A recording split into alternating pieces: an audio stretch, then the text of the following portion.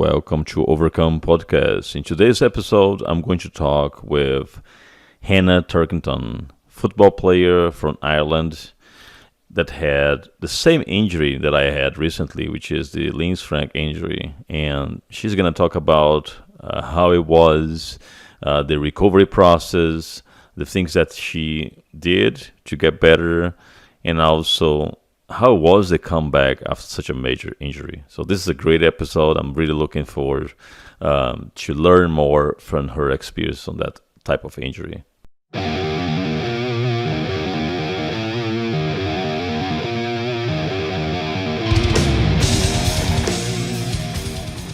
Hannah, welcome to Overcome Podcast. I was so looking forward for this interview, so I'm really glad to have you here. No problem. Thank you for having me. Hannah, let's give a context so people understand why we are having this interview. I personally had the Lisfranc injury in September, and during the time that I was researching about this injury, which I never heard about before, I started looking at people that had this injury, and I was going crazy looking for some testimonials and what people did to overcome that. And I saw your profile on Instagram, and the most amazing thing about some of the pictures that I saw on your profile was that you were always smiling, even when you were in the surgery. I was like, wow, that's a very cool way to to face those things. So that was very inspiring. Just to let you know.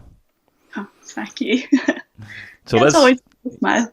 Yes, it was quite good, and always your comments were very positive. I mean, I remember one picture in particular that you were by the pool, and you said that you just wanted to go to Just, the pool. Yeah, yeah, on the holidays. I know. Yeah. yeah. So let's go back to that day. Were you playing soccer or were you playing dodgeball? Because I know you I- play both. So how did it happen? So I was playing dodgeball actually. So it was a Northern Ireland dodgeball training weekend, and it was team trials or like team selection for the European Championships. So it was back in May 2017, towards the end of May, and it was a Saturday and Sunday trials, all day trials. So it was pretty busy. And then on the Sunday evening, I had my final year uni hand in as well. So I had to do the weekend, and then I planned to go straight over to uni and then put up all my work and hand everything in. So yeah, the weekend was going well. We're it was like Sunday, and it was like 15 minutes left, and we played matches to test out some tactics and different teams and stuff. Hmm. And then about 5 minutes towards the end, my teammate, I saw her threw a ball. And I was like, I'm going to dodge this, I'll jump. And I remember going up onto my tiptoes to jump, and then I felt this and heard this loud pop across the top of my foot, and then the pain hit, and it was awful. Like I've broken bones and sprained ankles and stuff before, but this was something else. And I was like, and I remember sitting on the floor of the court, and my leg was shaking, and I was like, that's not normal. Mm. But anyway, I tried to get up, tried to put some weight on it, and the pain got worse. So all I was thinking at the time was, how am I going to get to uni? How am I going to hand in my work? And then, because I was like, I can't drive here. So I Yeah. had to phone my mum to Hmm. come pick me up and take me over to uni. By the time she came, my foot had like swollen pretty bad, and I couldn't get the shoe on or anything. And my mum was like, she said, I think you should go to A&E to get it looked at. And I was like, but I need to go to uni. I need to get my stuff handed in, because I've worked 4 or 5 years at uni for this. I need to hand it in. Yeah. Um, but my mum's always right, so I had to listen to her. So she dropped me at A&E, and I hopped the whole way in, and people were looking at me, and I was just hopping to reception. And then they gave me a wheelchair, and they wheeled me round to X-ray. And so the results came back, and they said it's just a sprain. You can walk on it, but we'll give you crutches because it's pretty swollen. And I was like, okay, that's good. So sprain's not too bad. If I rest it for 2 months and loads of ice and loads of rest, I should get to the European Championships. So I was like, okay, but I'm injured, but it's not bad. It's just a sprain type thing. So I went into uni, and because I was putting up like loads of work and carrying stuff around, I was like, I can't do it with the crutches. Right. So set the crutches down and tried to walk like as much as I could, but it was pretty sore. But I had to get my work up, so I ignored it, which is probably a bad thing to do thinking back now. But I got my work all up, and I was leaving uni that night, and my friend was like, "Look at your foot. What's it doing?" And it was like dangling like this Wow. when I was swinging on the crutches, and I was like, "Oh, it's just really swollen. I can't move it. It's just because it's swollen." I thought. So you were not even in the boot at that time? No, just the wee stretchy white Yes. bandage. Yeah. Yeah, just in one of them. That they just put it on, said try and Wow. walk on it if you can. So yeah. Then like 2 days later, the swelling got really bad. Like I thought it was going to pop. And then bruising, like loads of bruising. But I didn't take the bandage off. But I could see it like between my toes, like bruising happening. Mm-hmm. So I decided to go back. I went back to A&E, and I was chatting to the nurse, and she was cutting the bandage off, and she was chatting away, like smiling and all. And then she stopped, and her face dropped, and I was like, "What's happening here?" And she was like, "Okay, just so that's not right. Just wait a wee minute." And she went away, and I thought, "Oh, she's just getting another bandage to tape it up, and it'll be grand." And she came back in and said, "We referred you to another hospital just like up the road for some scans and x-rays again, and don't be walking on it. You shouldn't have been walking on it the past 3 days." And I was like, "Oh, whoops." Okay. And I just thought, it's okay. It's just maybe a wee bone chipped or something, and just need to get it checked out. So 2 days later, I went up to get more scans in the other hospital, and I went in. They made me do like standing X-rays, which was awful. It was painful, and I had to put all my weight through my foot, and they X-rayed me standing up, and scans and stuff. And then they sent me back to the waiting area. So I was just waiting there, and it was pretty busy. So I was just trying to keep myself entertained and having a look around.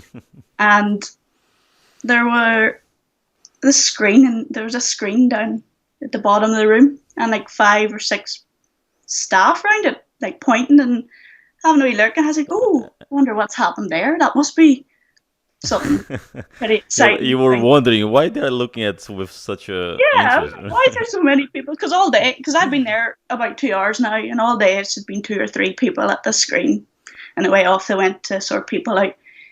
And as I was looking, this man in blue scrubs turned and walked towards me in my cubicle thing, and I was like, "Why is he coming to me?" And I sort of looked around to see if there was anyone else there, but I knew there wasn't because I was the only one there.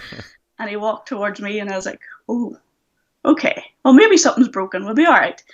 And he came in, and he's like, "This is a rare one. You've got a Lisfranc dislocation." And I was like, "Oh, it's just dislocated, right? We can still make it. We can still go to European Championships. It'll be all right." And then that's when I asked. I was like, "Okay, well, I have a tournament in 2 months' time. Do you think I'll be able to make it?" And he sort of like, he did a half laugh smile. And I was like, "Why is he laughing?"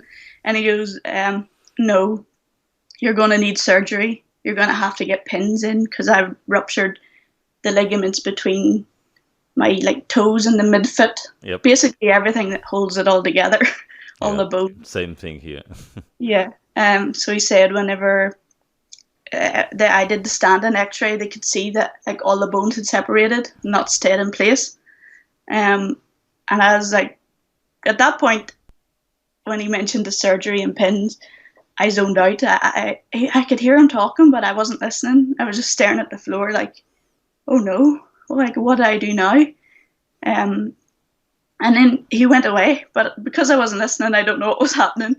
And then this nurse came in with like a biohazard box, a wee box, and a pile of needles. And I was like, she's got the wrong room. What's she doing here?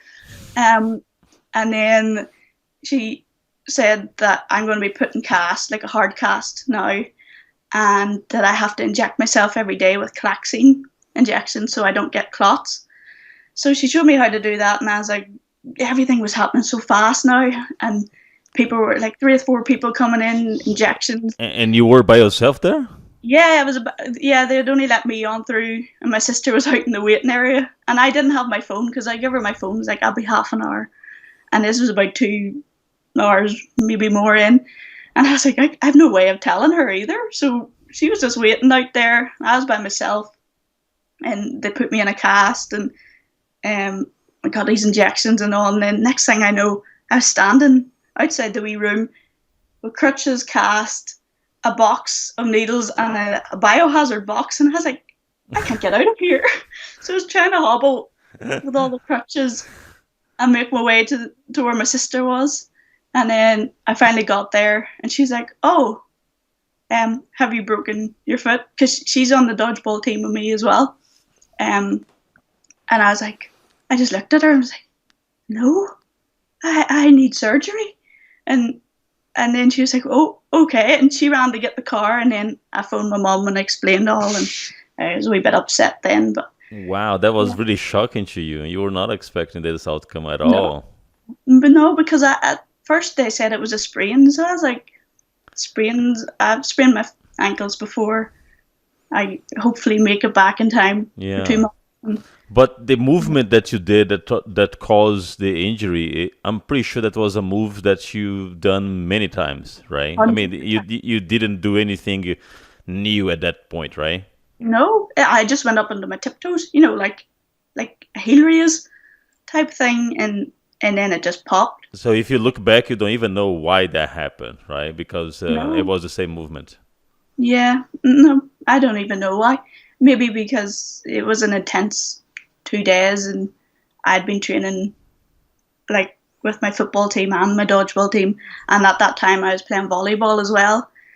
So 3 sports maybe all at once. But I'd been doing that for a few years, so it's Yeah. not.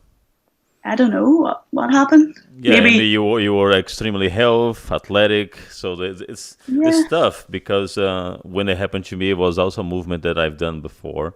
yeah, Uh, but I heard the same pop that you heard, and the foot got a little bit loose. yeah. I couldn't stand up after that. I had to be carry on with some people help me out. I'm surprised that you were able to stand up and walk. Well, I got carried off the court, and then afterwards, yeah, but it wasn't like it was hard to walk. It was really hard. Looking back, it was silly. I should have listened to my body instead of handing in my uni work. Yeah, yeah. But you seems you had that impression that it was just a sprain and you were good to go, so you were not really taking the appropriate care, Yeah, probably.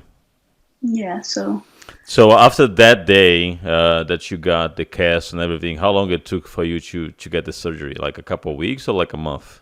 no, 5 days just. So on that was the Thursday I was in. They told me I need surgery, and then on the Tuesday, I was in for surgery that day, on Tuesday morning actually. So And so this on the surgery, right after the surgery, it was when you post that picture of you right after the surgery in the hospital and smiling and everything. yeah, Was it seemed like you are an extremely positive person and has a good vibe on everything that you do. But when you after the surgery, because to me it was very painful after the surgery. Do you felt a lot of pain after the surgery to a point that you were like, this is really bothering me? So, yeah. So well, when I came out of surgery and I was smiling and that, I still had like my foot was still numb, so I felt no pain. Then I was like, "Oh, this is great. yeah. This is fine." And then when that like started to wear off, oh, the pain was awful, and I couldn't even move my toes. But like, anytime. like we've got a mad dog here in the house, and it used to jump up and hit my cast, and oh, it was the pain was awful. It nearly made you feel sick. Um, but I had these really strong like painkillers to take as well, but Hmm. they weren't fun. I Yeah. didn't like taking them, but I had to, and you were nearly counting down the hours between them because you were just waiting for any type of pain relief at that point. Yeah. Um, Yeah. so I also had to take some painkillers that were not good from the side effect perspective, but I had to because the pain was too much. yeah, no, it was. And Uh, in you, young, athletic, 2 months away from the championship, how was your mind when you finally settled and you were by yourself at home with that cast, with that pain? How did you handle? I mean, your mindset at that point. um, there were a few like it was, it's up and down a lot.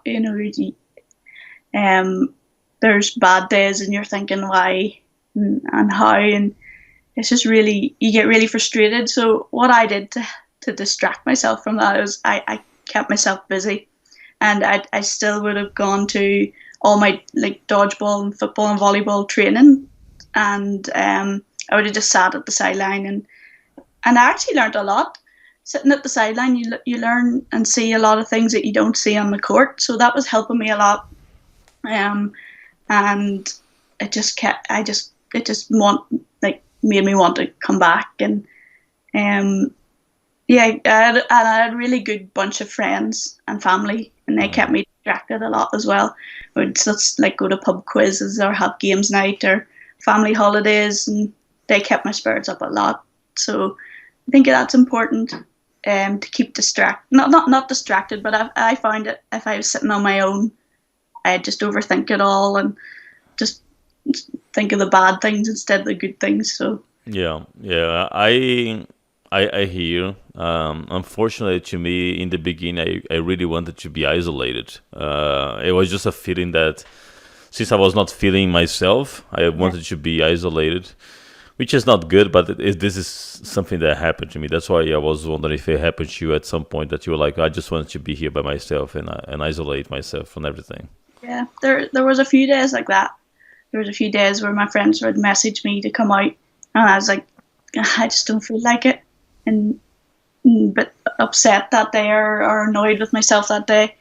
But then I was like, I can't do this. I can't go down that tunnel. I have to. I had to push myself sometimes to go out, and then in the end, it was worth it because you felt a lot better by the end of the day. So yeah, you just had to make yourself do it sometimes. Like make yourself go to training sometimes when you're down and stuff like that. You just have to push through it. But I And for how long were you in not only in the cast but unable to do anything? For it was like 3, 4 months or more. so I was 2 months in like a full cast, um, with crutches and no weight, and then I got like this cast with like a shoe on it. So I had that for 2 weeks or so, and then I got the cast off and was like trying to walk because surgeon had always planned to take my pins out. So Hmm. I was like booked off. Then 3 weeks I go back in for surgery to get the pins out. So um, yeah, I was like 2 months Oh, full so cast. because you didn't keep the hardware inside your No, foot, right? yeah, it was always a plan to take it out. So I think just the pins were in there just to let the ligaments heal and grow back or back, and then once the pins were out, that's when we knew it would work, like the surgery would have worked. Hmm. Um, but yeah, so it was. I got the cast off. Then it was just meant to be 3 weeks, go back in, more surgery, and then I could start my physio. Um, but the 3 weeks came, and I went to go back or to have my pins removed, and I got a phone call that the surgery was cancelled. And I was like, oh, because an emergency had come in. Hmm. So I was like, okay, well, that's a bit annoying. Um, But next week, I'll have it next week. It'll be grand. I can start my physio. Can finally make a comeback. And um, then I got another phone call the week after. It's cancelled again, which Wow. is so frustrating. So it was.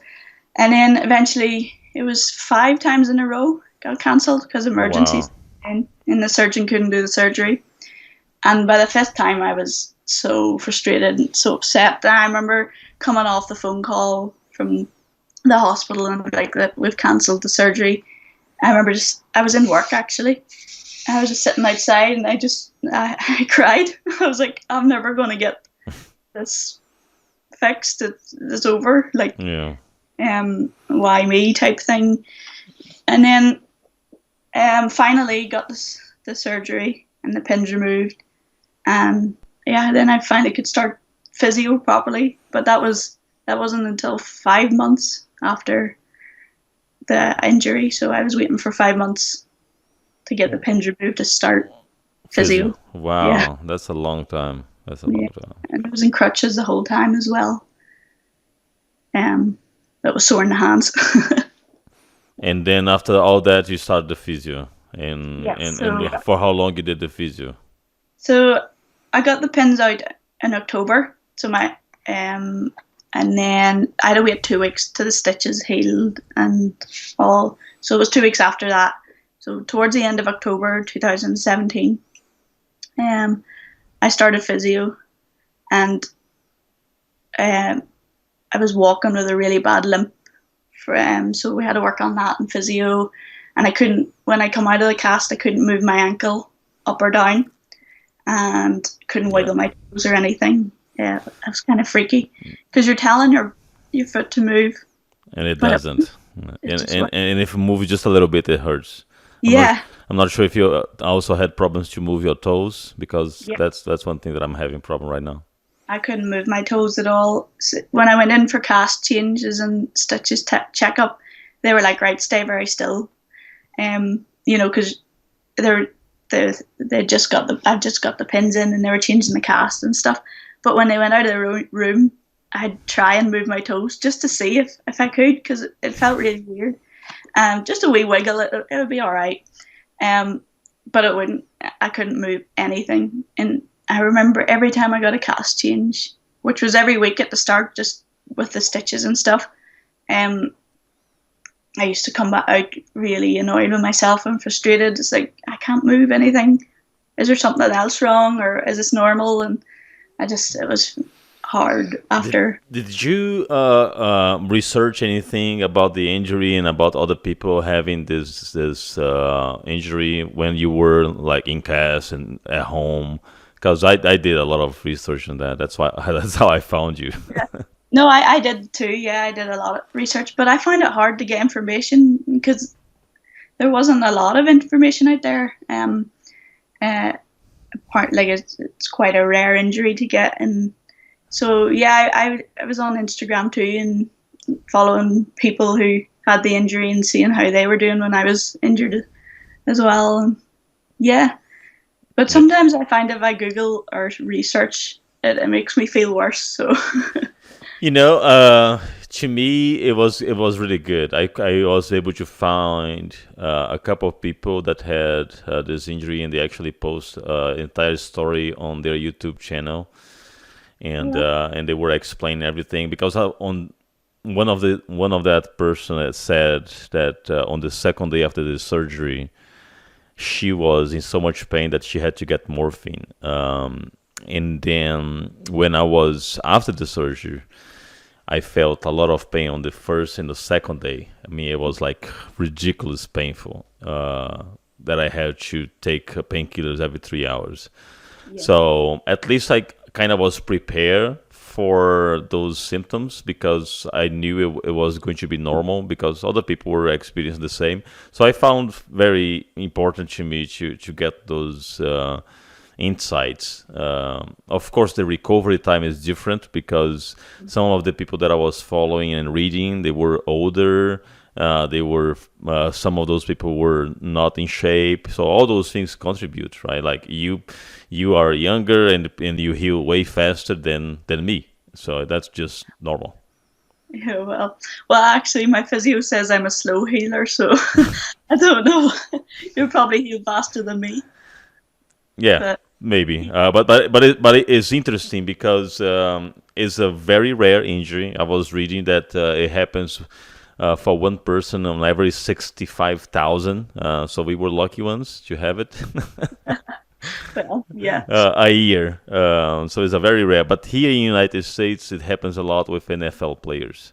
Mm. So when I got my X-ray, they immediately said that's a Lisfranc injury. You gotta go to a specialist like right away. I knew that. Well, Uh, yeah. At least it didn't say it was a sprain and you were walking around for a few days. yes, that's for sure. That's for sure. Um, so now, fast forward, 6 months has passed. You are finally able to do your first initial steps. Yeah. Um, and in which moment your doctor released you to do physical activity, like run and things like that? So I started physio in October, and it was February that I was allowed to do my first run on the grass, which was good. Um, yeah, so it was a few months because before I had to make sure my ankle wasn't moving up without shaking. Hmm. So, yeah, 4 months it took me with And did you feel good? Did you feel anything, or it was right out of bat, really good experience running, or did you have any hesitation to like try to run?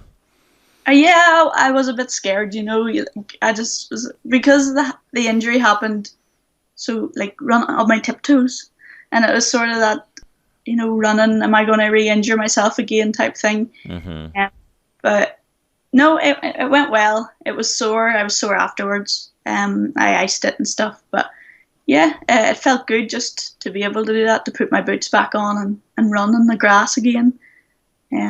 A lot Yeah, it of was. a lot of people that start to do a physical activity after this injury, they say that they still getting swelling for quite a while. So there was a person that said that after running through for a couple of hours, for 1 hour or something, you get back home, the foot is very swelling. Do you still getting those swelling? No, I don't thankfully get the swelling, and that run in February, there was no swelling after it. It was just pain, like an ache type thing. So thankfully, there's no swelling whenever. So just soreness, just Yeah, just soreness. And even till today, I still get a pain, but I can manage it, and it doesn't stop me and doesn't bother me anymore. I know it's there, but it's okay. It's just me now. but the pain that you have today is more on the ankle, or is more on the top, or where is it? So, well, actually, a year ago, I started getting really bad pain in my ankle, under the ankle bone. So I contacted my surgeon, and he said to come in and he'd have a look at it. And we got an MRI scan, and it turns out I have a lot of fluid in my ankle bone in the sinus tarsi, and the ligament down the outside of my foot, the ATFL ligament, is all stretched. But that could have been, I could have done that at the same time. It's not related to the injury, but it wasn't maybe looked at, or maybe it was missed, or I'd done it before and I didn't Hmm. realize. And he said that um, I could get more surgery to tighten the ligament. Um, but if I did that, I wouldn't be able to do sports because I would rupture it. If it was too tight, I'd rupture it again. So he gave me another option of getting a steroid injection into like under my ankle bone, and would see how it goes. So I was like, right, well, I'll do that and see how it goes. So he brought me down, and the needle was like massive. It was like very long, and I was like, oh dear, okay. And he jabbed it in, and it That was was awful. that was painful. I heard that this injection is painful. It was so sore, but it wasn't sore getting like the injection and putting the stuff in. It was okay. It's when I stood up, and I was like, oh, that wasn't sore. So I literally hopped. I don't know why. I jumped off the bed, And I was like, right, I'm ready to go. And then the pain hit, and I was like, oh, this is awful. Why did no one warn me before I got up? This is going to be bad type thing. But that only lasted about a week, and then the pain started to gradually ease, and it's all good. I didn't need to have any more surgery, and like I still get pain in my ankle, and then I still get the pain from the Lisfranc, but it's fine. I can But deal with it. that pain only happens when you have like a very active day of training and everything, or it happens just regularly. So yeah, well, it's most days I have a slight pain, and it would be more sore if I do like I have a really active day or a lot of sport. But I know it's okay, and I know I can push, and it's not going to happen again. It's just my body telling me there's something there, but it's fine. I Hmm. can manage it, and it's not it's not a really sore pain. It's just a slight pain that's there. Yeah. It's Do fine. you ice at all? Do you think Yeah, icing helps? yeah. So after most sports or running or anything or training days, I'd ice, but that's just it's just that maybe a habit that I do. I think it helps, so I would ice when I can. But if I'm away in like tournaments and stuff like that, and I can't get ice, I just rub some like freeze onto it or Hmm. deep Hmm. heat type stuff onto it, and yeah, it's okay. It doesn't last too long. Like the pain's not in a few hours after it'll ease and it's fine. It's not intense. It's just a wee niggle. It's fine. After you ran for the first time, that you felt good and everything, how long took you for to really go back to the court and actually play? Was right after that, or it took a little bit longer? No, it took about 4 months after that because there was a run in, and then I had to get used to jumping again, and that was I think just scarier in my head than I think my body could have done it sooner, but I just was scared to jump Yeah, because I can imagine. I can imagine. so luckily with dodgeball, it was just pre-season training, so there was no real matches or tournaments from February, and then so I was able to train with the team, and then my first tournament back was in May 2018, so the end of May, so a whole year later, I finally played my first tournament for Wow, dodgeball. how nervous you were on that day. Yeah, it was scary. Like it was, I was like, oh dear, what's gonna happen? But I had played a few matches in training and I survived okay. So I was like, it'll be all right. I have to do it. I've come this far. I have to give it a go. And then a few months after that, I was back playing football matches as well. Our season started just a few months I, after that. I'm not sure if you agree, but I think that for the football, it's way harder, right? Because you are actively using the foot to kick, Yeah. and probably a little bit more scary because you have the contact with your opponent sometimes. Yeah, football was a lot harder to come back to because the matches are a lot longer too. A dodgeball match is 30 minutes and a football match is 90. Yeah. And like I had to build my fitness back because I was out a year as well. So at the start, I was just playing 45 minutes, a wee bit here and there, and then gradually building it up. And my coaches were great. Like they said if I was sore or feeling sore at all, they'd take me off. It's fine, you know. So they let me come back at my own pace. They weren't pushing me Hmm. on both sports as well. So it was it was helpful. And then I remember my first match back. It was a friendly, and um, I arrived and we knew the other team. The other team captain, uh, she used to play for us, so she was chatting away to me and was like, "Oh, you're back now," and I was like, "Yeah, this is my first match back," and lovely and all. We were just chatting away. It was good. And then when we were on the pitch, she just tackled me and tackled me. I swear she was doing it on purpose. And they were awful. She was tackling me off the ball when the ref wasn't looking, and I was like, "What are you doing? We're friends here. Why are you doing this type thing?" Um, and it was awful. Most. toughest like physical match I've ever played. And I had to come off about 60 minutes. I was just so sore. She was kicking lumps out of my foot and everything. But it was the best thing ever because I knew if I survived that match and my foot's okay, I could play any match. So she actually did me a favor in the end. Yeah, And but I helped a probably lot. was very odd to you. It's like, what's going on here? Yeah.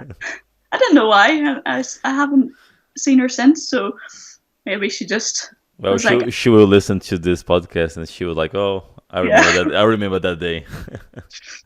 yeah, maybe she will. Oh well.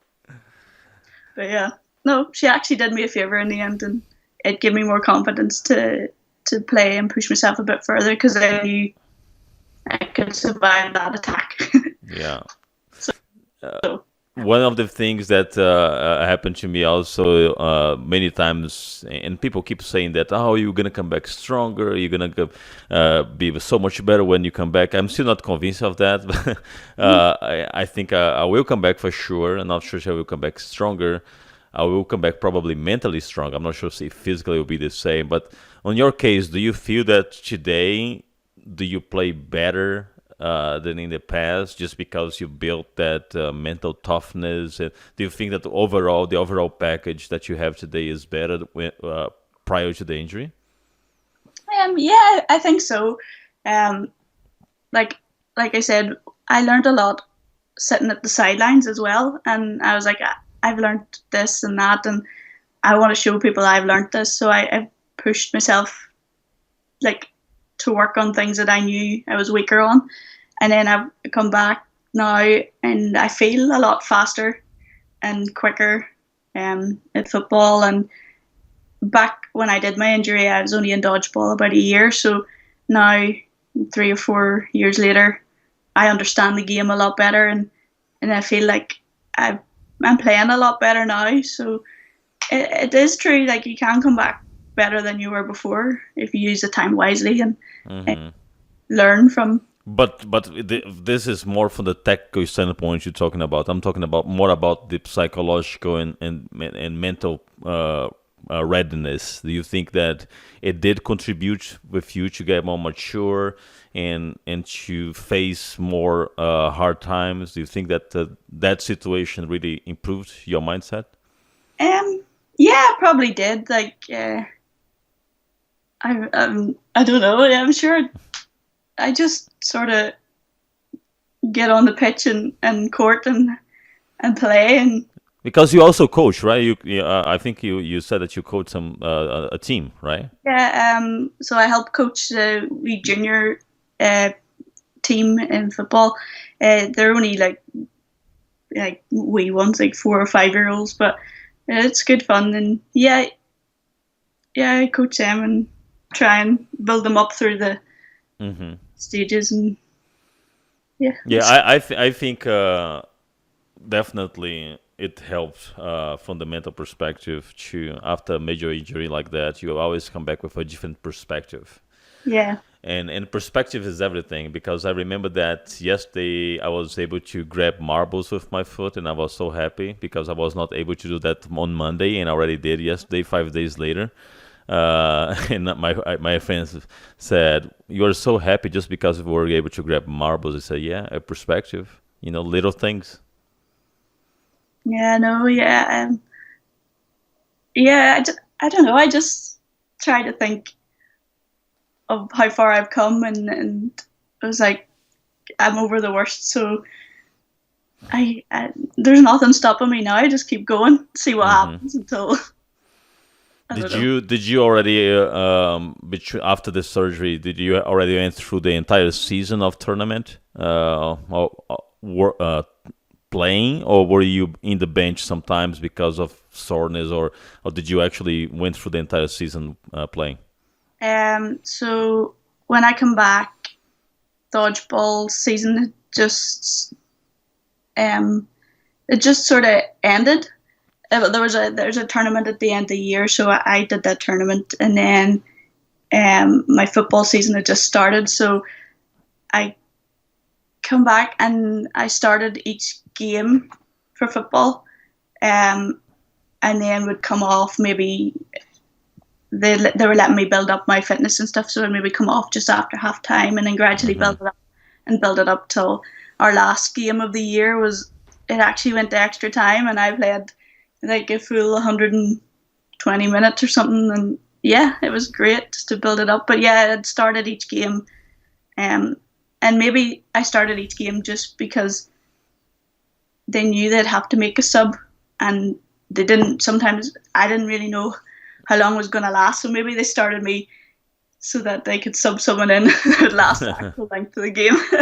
Were you really tired on the initial games? It was really a matter of fitness, or it was more because your foot was sore? It was more because I was sore, and there was times like I was like, why? I would say to my coach, "Why'd you take me off?" And he goes, you're limping out there, and you can hardly walk." And I was like, but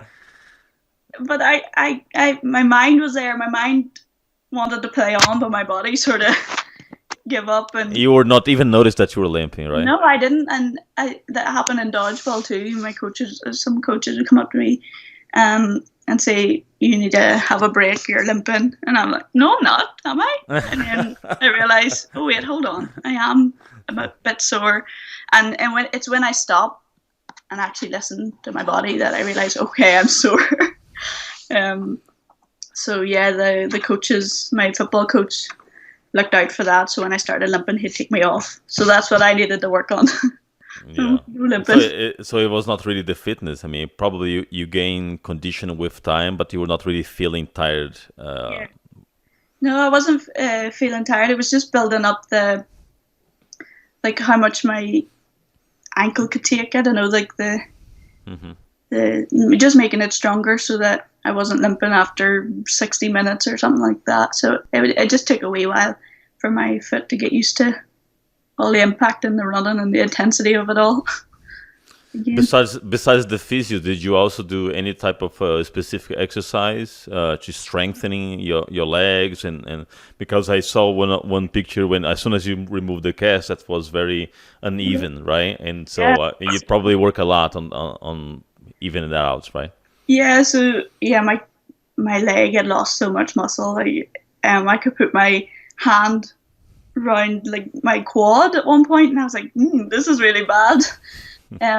But I don't know. Well, as soon as I was out of the cast, I was allowed to use the exercise bike, so I'd use that a lot, and that built up a lot of muscle quite quick.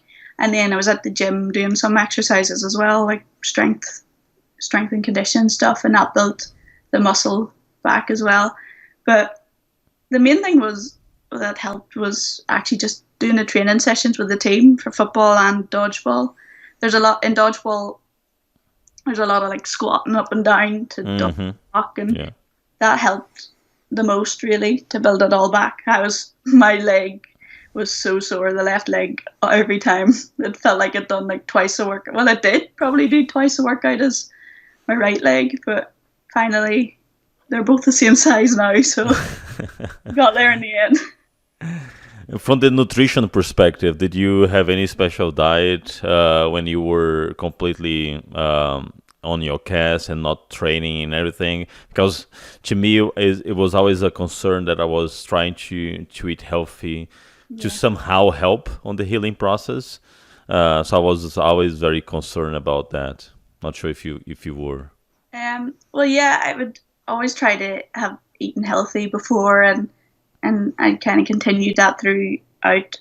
But it's really tough whenever I wasn't doing anything. Like I just felt unfit, and I felt a bit bigger maybe, and like clothes were starting not to fit me, and I was just so annoying because I'm always hungry, and I was still always hungry, and I just wanted to eat. But then when I ate, I felt guilty, and I was just like, "Ah, this is very annoying because I love my food." So yeah, I mean, But you didn't feel like the need to eat like junk food, right? Like sweets or no, well, like I do eat them sometimes, here and there, and I did maybe eat maybe a bit more whenever I was on the casts and stuff, but and I wasn't burning it off. So mm, yeah, it's really hard to stop yourself sometimes, just wanting to yeah. snack on things, but whenever you're back running and stuff, you can work that all off. It'll be grand. Right, Yeah. right. Yeah, I'm just the reason why I asked this is because I was interviewing this guy TJ, and he said that right in the beginning he was so frustrated that he just ate a lot. It was like he said, well, I was eating myself out just for of frustration. It happens sometimes when Yeah. you are extremely frustrated, and you have the appetite, you're gonna eat a lot. I try to stay very conscious about that. Although sometimes I had moments that I just want to eat a lot, but Yeah. No. try Yeah. to There control are myself. moments you just take off and eat all around you. But no, I just made meals. Well, actually, my mum helped me a lot because you can't really cook when you're standing in a cast and crutches. So Hmm. um, I was quite lucky that my mum and sister and all did most of the cooking for me, and I just ate that. It was great. So it was quite healthy meals, and then a few odd Awesome. days Yeah. here, And then people buy you loads of sweets after surgery, so you have to eat them too. You really not That's to, true. So yeah, Yeah, friends I always bring some sweets to you after surgery, which yeah, is interesting. yeah. So I just want to say, Hannah, that was really amazing talking to you. I just want to say thanks for such a great and positive attitude that you had. I said this offline before we started, but I'm gonna say this just to be on the record that your posts and your words during your recovery that I found.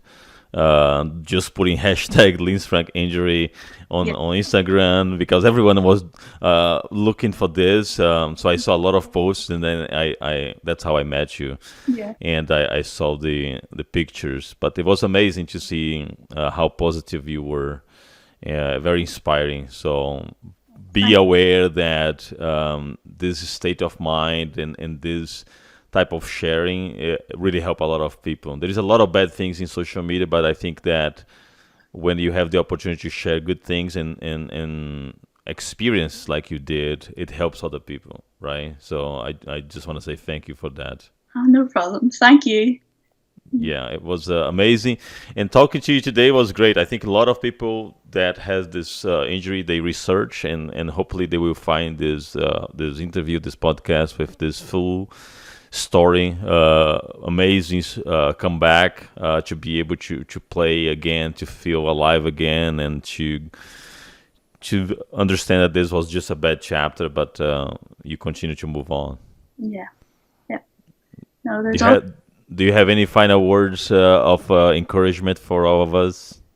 Um, well, I don't know. Just keep going. You'll get over it, and you will come back stronger. I know people say that, but and times you don't think it's going to happen, but definitely you do come back stronger from it. So yeah, Oh, just yeah. keep physio going and keep up the work, and just yeah, that's it really. All right. Thank you very much, Hannah, once again. Appreciate your time, taking the time on this Saturday to record this. So No thank problem. you very much for everything. All right. Well, thank you, and good luck with your recovery as well. And keep All going. right. You'll be Thank good. you.